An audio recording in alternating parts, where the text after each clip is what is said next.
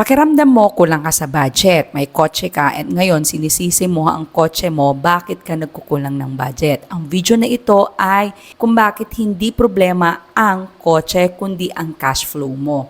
By the way, gusto ko share sa iyo, i-explain sa video na ito kung ano ang cash flow. Ako si Joy Lee, isa po akong government employee bilang isang teacher and 10 years experience na bilang isang empleyado. Dati talaga, di ba, all of my videos is all about cars na yung pagbili ng cars. Ngayon, dati is talagang sising-sisi talaga ako bumili ng sasakyan.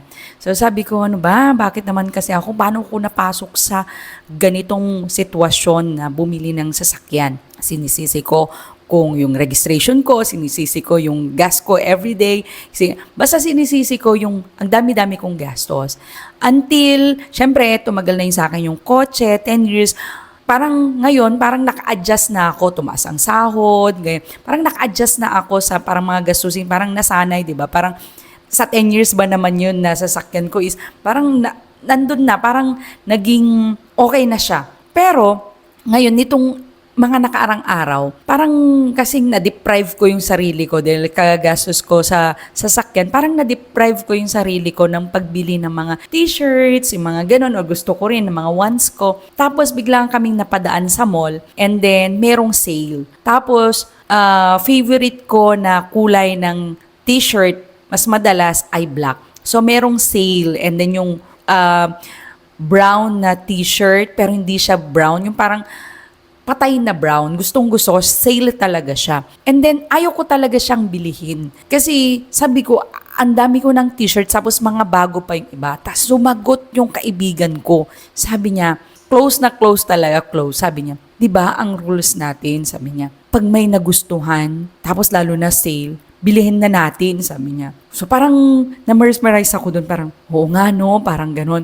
Tapos, minsan kasi, meron akong gustong rubber shoes. Wala talaga kasi akong rubber shoes. Ang gusto ko, kasi maliit ako, meron sa my kids is parang 2 inches ata. Di ba yung mga sa kids, matataas ang heels niya. Rubber shoes yun. Hindi ko kinuha until now.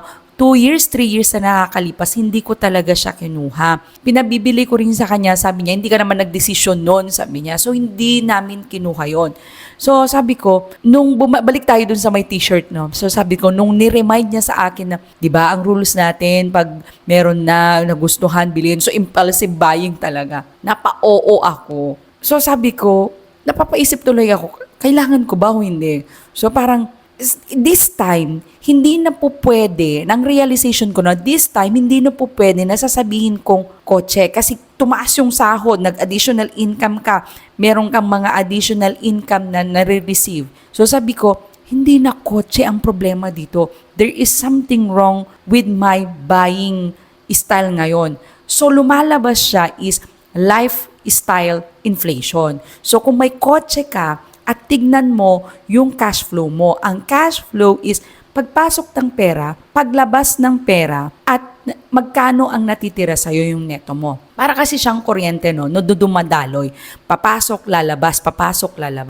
So yun ang intindi ko sa cash flow.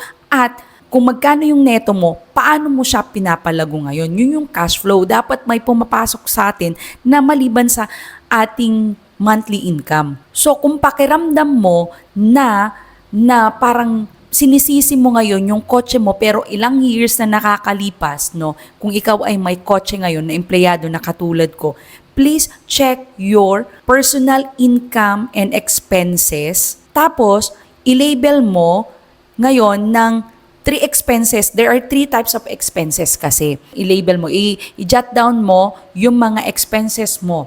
And then, day to day. Tapos may 3 kasing klase na expenses. Must have, yung kailangan natin. Better have, yung mas masarap, mas maganda, mas malaki. O, yung mga ganun, may must, better have. And then yung pangatlo is, yung lifestyle natin, like to have. So, kung mas malaki yung like to have, ibig sabihin, kailangan natin mag-reduce. O kaya pwede nating tanggalin sa ating mga expenses. So that meron tayong neto. So, dito kasi yun yung problema natin eh. Kaya tayo nagkukulang, it is because of our budgeting. This one is an illusion for us. Pag binenta mo ba yung kotse mo, na ibig sabihin sanay ka na, tumaas na din naman yung mga income mo, is ganun pa rin ba yung gagastusin mo o pinalitan mo? Or ibig ko sabihin, pag binenta mo yung kotse mo, papalitan mo lang din yung gastos mo dun sa ginagastos ng kotse mo. Ibig sabihin, even though na meron ka ng mga investments or meron ka ng mga passive income, hindi ibig sabihin na yung kotse mo ngayon ang problema dahil nakakaya mo na yung gastusin. It is because of your cash flow. Ang gusto ko lang iiwan sa inyo is to find your own structure na kung saan dapat meron pa rin tayong nasisave, paano tayo mag-budget and then i-reduce muna natin yung lifestyle inflation natin. So my point here is, the problem kaya tayo nauubusan minsan is our budgeting. May leakage, may nagli-leak. Hindi ibig sabihin na kulang ka ng sahod or yung kotse mo. Mas madalas kasi na pag tumaas yung sahod, tumaas din yung spending. It is now a responsibility natin for our budgeting, spending, and then yung saving natin.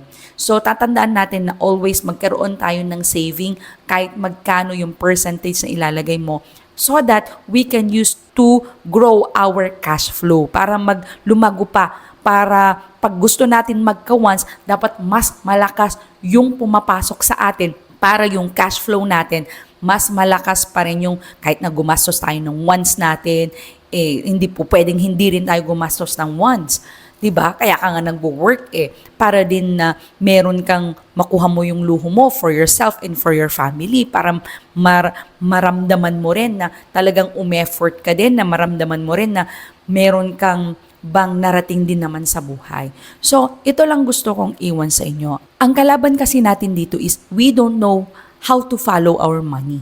Naniniwala kasi ako na we need to follow our money. Ang kalaban kasi natin dito ay yung pagiging impulsive buying natin na minsan, paano pag hindi na sale? Paano kung hindi ko na nabiling ganitong presyo? O paano kung hindi na lumabas itong style na to? Impulsive buying. Nagiging emotional tayo. That's why sabi niya sa verse na Matthew 6:24, no one serves two masters. Ang money, naniniwala ako na it is a good servant, but it is a bad master. Pag siyang lagi nating sinusunod, nagiging emotional tayo. As what I said earlier, na pag meron kang nakita, sige na kasi baka mawala. And that emotion, baka wala na akong magiging damit. Baka wala na akong gagamitin. So, yun lang. So, please, check your cash flow, check your budget, check your spending, and check your savings. Magiging positive pa rin ba ang cash flow mo kung ibebenta mo o ibabawas mo ang kotse mo. So, yun lang. Please, don't forget to like, share, and subscribe, and see you po on my next vlog.